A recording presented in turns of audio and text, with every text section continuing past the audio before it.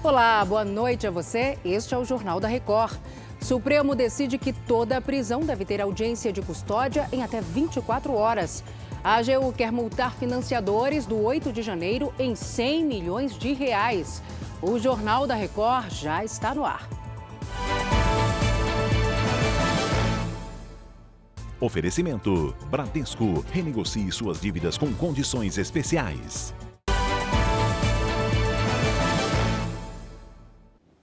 O trânsito de São Paulo bateu nesta sexta-feira a marca de 800 quilômetros de lentidão. Vamos saber o que aconteceu com a Carolina Belim. Carol, boa noite para você. Olá, boa noite, Salsi, a todos. É que, a partir de agora, o monitoramento vai usar dados de um aplicativo de trânsito e, desta forma, cobrir todos os 20 mil quilômetros de ruas e avenidas aqui da cidade.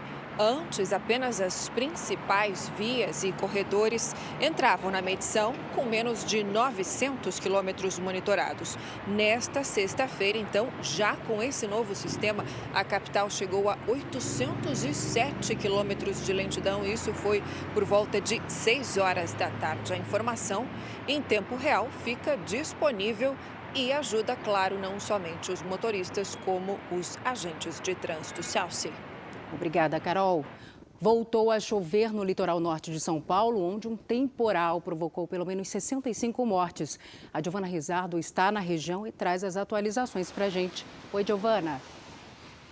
Oi, Salsi, boa noite a você, a quem nos acompanha.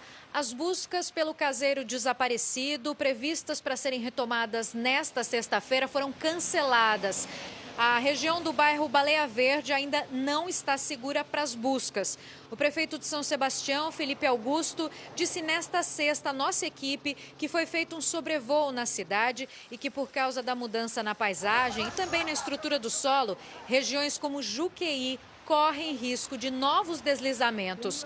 As chuvas também afetaram as escolas. 1.500 alunos da rede pública não vão voltar às aulas na segunda que vem, como previsto, porque os 2 colégios ficaram com a estrutura comprometida. Salsi. Obrigada, Giovana. E a partir deste sábado, os moradores de Ilhabela e Guarujá, que foram prejudicados pelas chuvas durante o carnaval, vão poder sacar o fundo de garantia. O Matheus Escavazini explica melhor para a gente. Oi, Matheus, boa noite. Boa noite para você, Salsi. Os trabalhadores dessas cidades que contribuem para o FGTS podem fazer o saque por calamidade. Essa modalidade é permitida quando ocorrem desastres naturais, como enchentes ou deslizamentos. Atualmente, 58 cidades em calamidade no país permitem esse tipo de resgate. O pedido para moradores de Ilhabela e Guarujá podem ser feitos via aplicativo do FGTS até o dia 21 de maio. Cada contribuinte vai poder sacar até R$ 6.200. É preciso ter saldo na conta do FGTS e não ter realizado o saque pelo mesmo motivo nos últimos 12 meses. Salsi. Certo, Matheus, até já. 7 pessoas ficaram feridas depois de uma forte turbulência em um voo que ia dos Estados Unidos para a Alemanha. O avião da Lufthansa sobrevoava o estado americano do Tennessee quando teve uma queda de altitude por causa de uma tempestade. Imagens compartilhadas pelos passageiros mostram as bagagens espalhadas pelo chão da aeronave. Após o pouso de emergência, 7 pessoas precisaram ser levadas a um hospital. De volta ao Brasil, 11 policiais militares do Rio de Janeiro viraram réus pela morte de 4 traficantes. O Pedro Paulo Filho tem mais detalhes para a gente ao vivo. Oi, Pedro. Oi, Salsi, uma boa noite para você, boa noite a todos. Olha, esse caso aconteceu durante uma operação da PM numa comunidade em São Gonçalo, que fica na região metropolitana aqui do Rio, isso em julho de 2021. Os 11 policiais respondem pelas mortes da traficante Rayane Nazaré Cardoso da Silveira, conhecida como Hello Kitty, de 21 anos, e de outros 3 homens, também traficantes. Segundo denúncia do Ministério Público do Estado, um dos policiais teria simulado o sequestro de uma família na comunidade para poder invadir o local. Lá, os agentes teriam executado os 4 criminosos com vários tiros. Os 11 policiais já foram afastados do cargo. A PM do Rio ainda não se pronunciou sobre o caso. Salsi. Obrigada pelas informações, Pedro. Os ministros do Supremo Tribunal Federal determinaram que todos os tribunais do país e todos os juízes realizem audiência de custódia em todos os tipos de prisões. Voltamos a conversar agora com o Matheus Scavazini, ele tem os detalhes para a gente. Matheus. Salsi, a decisão ocorreu no plenário virtual e, por 11 votos a 0, os ministros determinaram que essas audiências de custódia sejam realizadas no prazo de 24 horas após a prisão. A medida vale para prisões preventivas, temporárias, preventivas para extradição, descumprimento de medidas cautelares, violação de monitoramento eletrônico e definitivas para execução de pena. Os ministros analisaram uma ação da Defensoria Pública do Rio de Janeiro que questionava que o Tribunal de Justiça do Rio realizava audiências de custódia apenas para os casos de prisão em flagrante e descumpria, assim, uma decisão anterior do STF. Salsi. Certo, Matheus, obrigada. Agora vamos para Minas Gerais, porque uma decisão da Justiça de 14 anos atrás pode paralisar serviços essenciais à população em Santa Luzia. Que decisão é essa, hein, Virgínia Nalon? Boa noite para você. Pois é, viu, Salso? Boa noite para você. A Justiça determinou o afastamento de todos os funcionários não concursados do município. O processo começou em 2009, quando o Ministério Público entrou com uma ação civil pública para fazer a revisão de todos os contratos temporários e de servidores admitidos sem concurso público. Esses contratos não estavam atendendo às exigências legais. Por isso, o município começou uma demissão em massa. 1.500 funcionários sem concurso público serão desligados. A Prefeitura de Santa Luzia informou que desde 2018 aumentou o número de cargos efetivos de servidores de 800 para quase 1.800. Mas como a decisão não cabe mais recurso, a Prefeitura pediu mais tempo à Justiça. Salsi. Obrigada pelas explicações, Virgínia.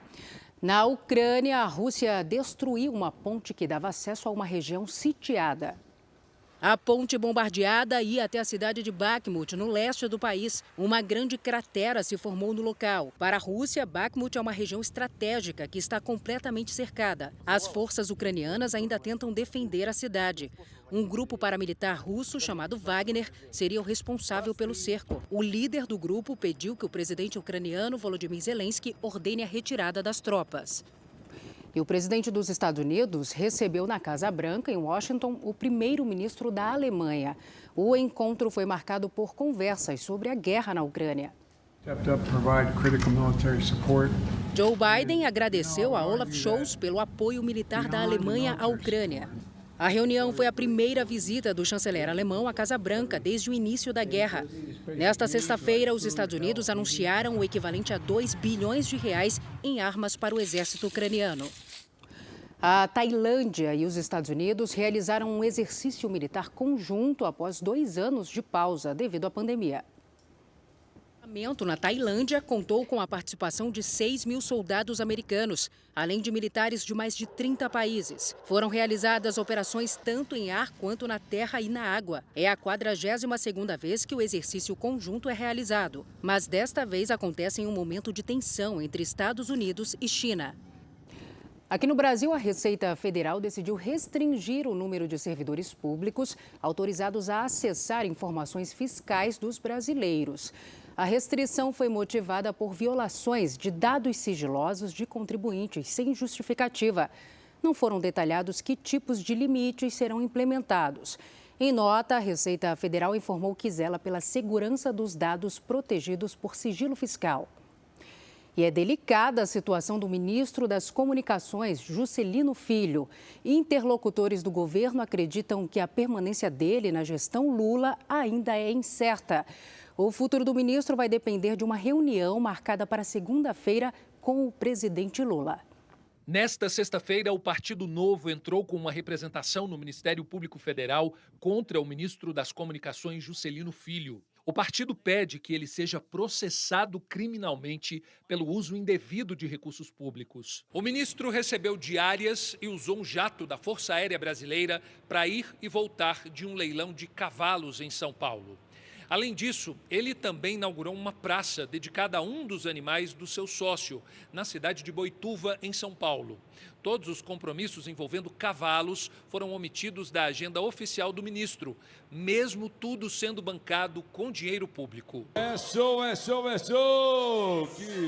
E a assessoria foi do meu amigo Juscelino Filho. Um encontro entre o presidente Lula e o ministro já era para ter ocorrido, mas Juscelino está numa viagem a Israel a serviço do Ministério das Comunicações para um encontro sobre telecomunicações. Na próxima segunda-feira, ele vai se encontrar com o presidente, que já deixou claro que se o ministro não conseguir comprovar a inocência, não poderá continuar no governo. Na quinta-feira, o ministro quebrou o silêncio e divulgou uma nota em que admite que teve 2 dias de agenda de trabalho em São Paulo para compromissos oficiais. Afirma que os procedimentos de solicitação da viagem seguiram os parâmetros técnicos e legais. A nota diz ainda que a maior prova de que não houve qualquer ilegalidade é que as diárias da viagem já foram devolvidas. Além disso, a área técnica do Ministério detectou que o sistema gerou automaticamente diárias nos finais de semana em que houve viagens a trabalho, o que deixa claro que não houve qualquer participação do ministro nestes lançamentos. Houve, portanto, um equívoco que já foi corrigido. Foi determinada ainda uma apuração para verificar eventuais falhas sistêmicas ou humanas, para que o que aconteceu não se repita. Por 6 votos a 5, o plenário virtual do STF tornou réu o deputado Eduardo Bolsonaro, do PSL de São Paulo. Ele é acusado de difamação contra a deputada Tabata Amaral, do PSB paulista. O filho do ex-presidente usou as redes sociais para criticar a parlamentar por um projeto de lei que trata da distribuição de absorventes. Segundo os ministros da Suprema Corte, a conduta de Eduardo Bolsonaro ultrapassa o direito à liberdade de expressão. A Advocacia Geral da União entrou com uma ação na Justiça Federal pedindo que os financiadores dos atos de vandalismo do dia 8 de janeiro sejam condenados ao pagamento de 100 milhões de reais. Assunto para o Matheus Escavazini em Brasília. Matheus. Salsi, a AGU defende que, além dos prejuízos materiais, os financiadores violaram valores do Estado Democrático de Direito. Essa ação por danos morais é contra 54 pessoas físicas, 3 empresas, uma associação e um sindicato. Todos também estão sendo processados por danos materiais que chegam a 20 milhões de reais por financiarem o transporte de investigados até a capital federal.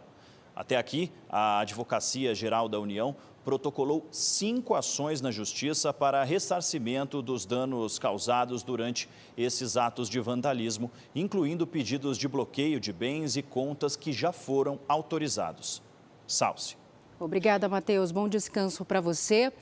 E o Senado Federal reabre neste sábado para visitação pública. As visitas tinham sido suspensas em dezembro do ano passado para a posse presidencial e seguiram assim após a invasão e depredação das sedes dos 3 poderes.